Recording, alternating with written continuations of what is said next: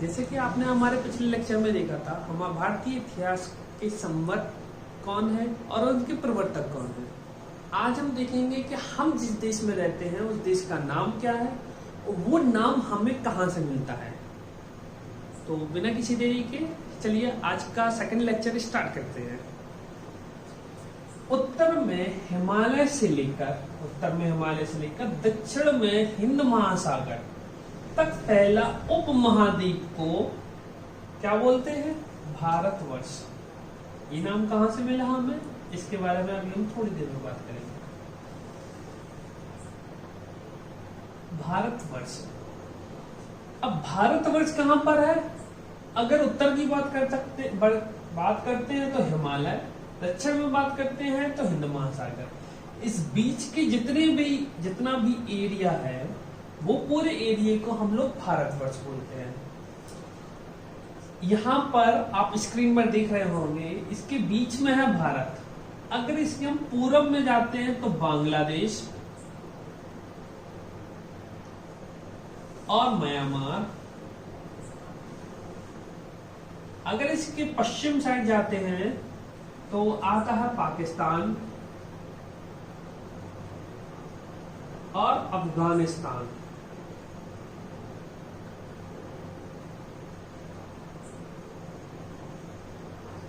जो पहले हमारा भारत था वो उस भारत में भारत भी था, बांग्लादेश भी था, म्यांमार भी था, पाकिस्तान भी था, अफगानिस्तान भी था। इतना पूरा भारत था हमारा पहले में। इसके बाद म्यांमार को 1935 में हटा दिया गया था, चार्टर एक्ट भारत सरकार अधिनियम 1935 में। बांग्लादेश को 1947 में हटा दिया गया था, पाकिस्तान के विभाजन के समय। पाकिस्तान को 1947 में हटा दिया गया था, पाकिस्तान और बांग्लादेश को। अफगानिस्तान 1893 में। तो अब आप समझ लीजिए कि अंग्रेजों की वजह से हमारा देश कितना बट गया था। 1947 में पाकिस्तान बांग्लादेश अलग हो गया, 1935 में म्यांमार अलग हो गया और 1893 में अफगानिस्तान अलग हो गया। तो इतना पूरा बड़ा भारत था जो कि भारतवर्ष के नाम से जाना जाता था। इतना क्लियर है? चलिए आगे चलते हैं।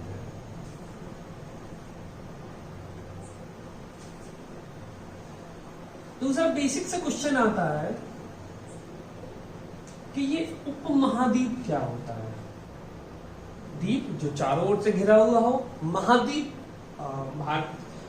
पृथ्वी का, संसार का या विश्व का सबसे बड़ा भूभाग। उपमहाद्वीप क्या होता है? जो तीन ओरों से समुद्र से घिरा हुआ हो। भारत क्या है? एक उपमहाद्वीप है। इसके बारे में अगर देखते हैं, पूरब में है बंगाल की खाड़ी,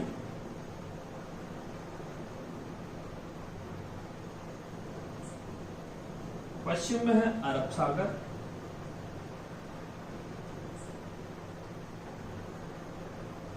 और दक्षिण में है हिंद महासागर।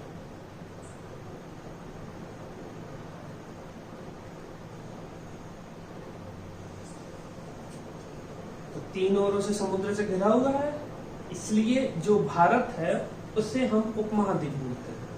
और भारतीय उपमहाद्वीप में ये सभी देश आते हैं जो कि अब भारत से अलग हो गए, लेकिन भारतीय उपमहाद्वीप में आते हैं।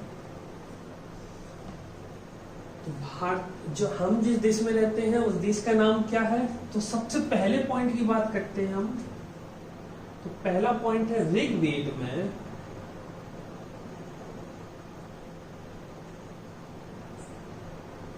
हमारे देश का नाम मिलता है ब्रह्मवर्त।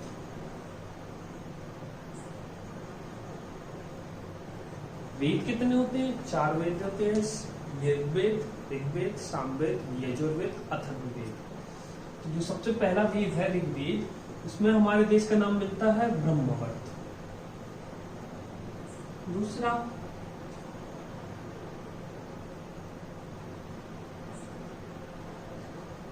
आर्यों के नाम पर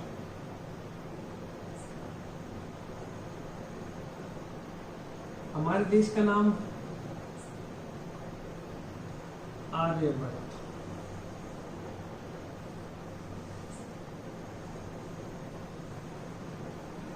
आर्य कौन थे? जिन्होंने वैदिक सभ्यता की स्थापना की थी। तीसरे पॉइंट की बात करते हैं, मध्यकालीन मुस्लिम इतिहासकार।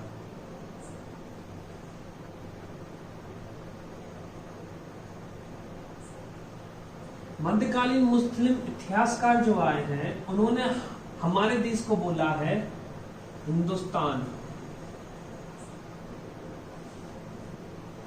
या हिंद। हिंदुस्तान मतलब हिंदुओं का रहने वाला देश, जिस देश में हिंदू रहते हैं उस देश को बोलते हैं हिंदुस्तान। किसने बोला? मध्यकालीन मुस्लिम इतिहासकारों ने।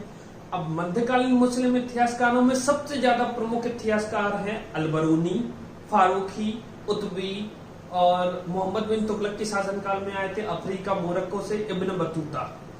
बहुत बड़ी इन लोगों की किताबें हैं। किताबुल हिंद की बात करें चाहे रहला की बात करें, इसमें हमारे देश को हिंदुस्तान बोला था। आगे बात करते हैं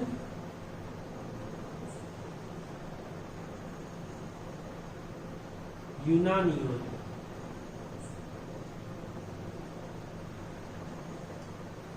यूनानी में एक नदी है इसका नाम है सिंध। सिंध नदी को उन्होंने इंडस कहा था और इस देश को, जिस देश में इंडस नदी बहती है, इस देश को इंडिया कहा।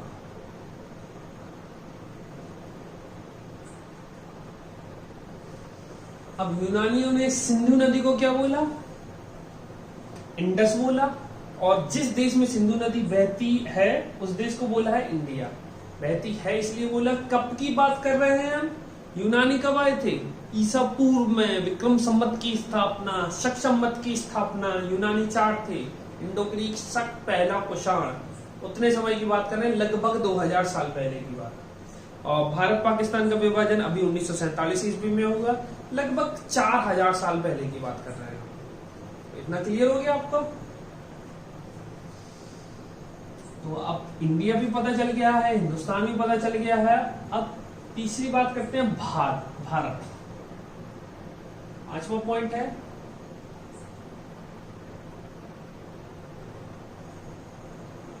पुराणों एवं महाकाव्यों में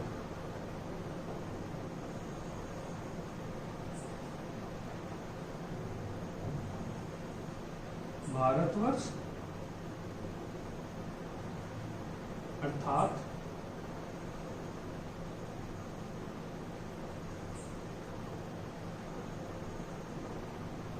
भारत का देश।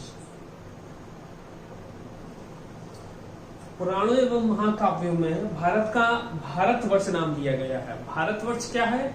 जहां पर भरत का शासन था, भरत का देश था।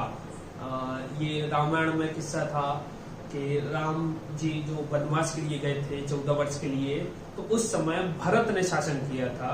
तो राजा भरत ने कितने साम्राज्य पर शासन किया था? उस पूरे साम्राज्य को भारतवर्ष के नाम से जाना जाता है। ये हमें कहां से मिलता है? पुराणों से और महाकाव्यों से। अगला, इतिहास के पिता।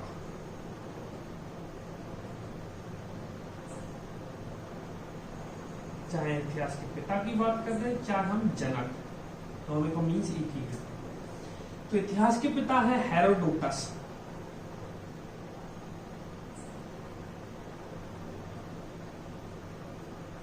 इन्होंने एक किताब लिखी थी जिसका नाम है हिस्टोरिका।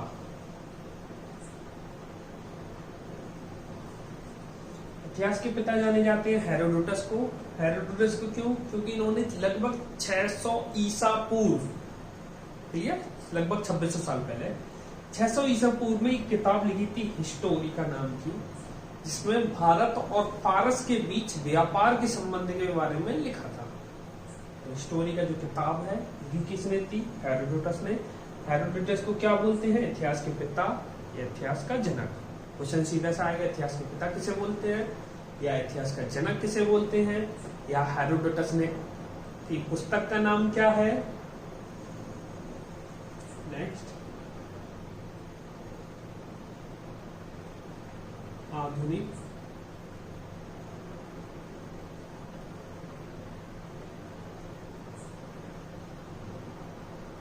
भारतीय इतिहास, आधुनिक भारतीय इतिहास।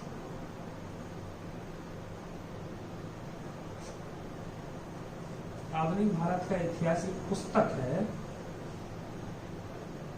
जो कि लिखी थी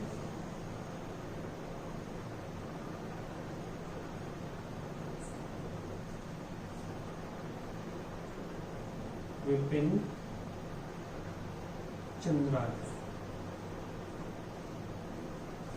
विपिन चंद्र ने आधुनिक भारतीय इतिहास या आधुनिक भारत का इतिहास एक पुस्तक है जो लिखी थी विपिन चंद्रा ने। 8वां पॉइंट,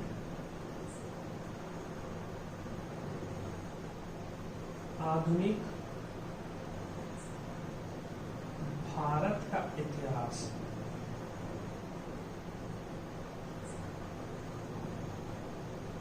के जनक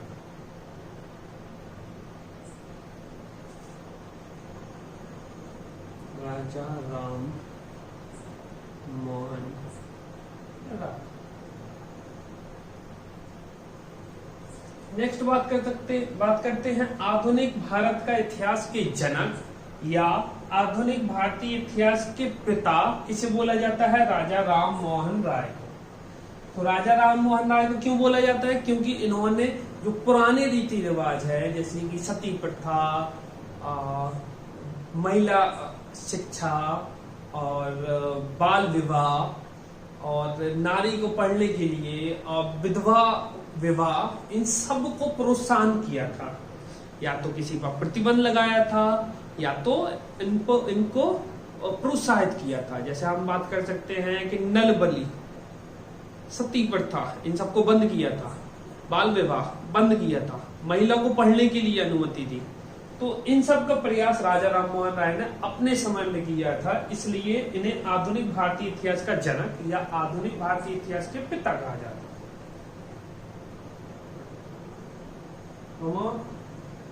आधुनिक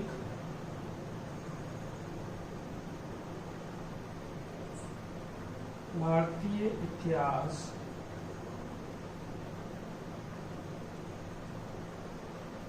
का वर्गीकरण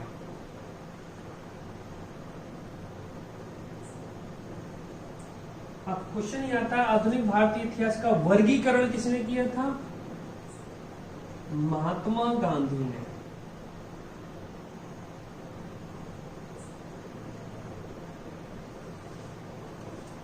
जब देश आजादी की जंग लड़ रहा था तब गांधी जी से पूछा गया कि आप आजादी के बाद क्या उम्मीद करते हैं कि हमारा देश किस रास्ता पर चलेगा, आपकी आइडियोलॉजी क्या है, आप भारत देश को किस दिशा की ओर ले जा रहे हैं। तब महात्मा गांधी जी ने वर्गीकरण किया था कि आधुनिक भारत का इतिहास कैसा होगा। जब हम जब हम आजाद हो जाएंगे तो सभी लोगों को शिक्षा का अधिकार देंगे, जात पात मिटाएंगे, सभी को बराबर सम्मान देंगे, कोई भी व्यक्ति कहीं पर भी आ जा सकता है, कोई भी व्यक्ति कोई भी कारोबार कर सकता है। तो ये था एक वर्गीकरण कि हमारा जो भारत आजाद होगा तो आधुनिक भारत कैसा होगा, उसका वर्गीकरण महात्मा गांधी ने किया था। क्वेश्चन को एक बार याद रखना, क्योंकि इतिहास को याद करना इजी होता है लेकिन वो मिक्सअप हो जाता है। जैसे क्वेश्चन आपको पढ़ेंगे तो कितना टाइम मिलेगा जीके के लिए? आपके पास 5 से 10 सेकंड। तो 5 से 10 सेकंड में अगर क्वेश्चन आ जाता है आधुनिक भारतीय इतिहास के पिता कौन है, तो आप महात्मा गांधी नहीं करना, एक बार आसानी से, इजीली, सुकून से एक बार क्वेश्चन को पढ़ लेना, 4 ऑप्शन पढ़ लेना, जो भी आपको कंफर्टेबल लगता है सीधा टिक लगाइए और आगे जाइए। आई होप आपको समझ में आ गया होगा कि हमारे देश का नाम क्या है और उसको कहां से लिया गया है। तो इसी के साथ हम नेक्स्ट वीडियो में मिलेंगे। आज के लिए इतना ही। Class dismissed.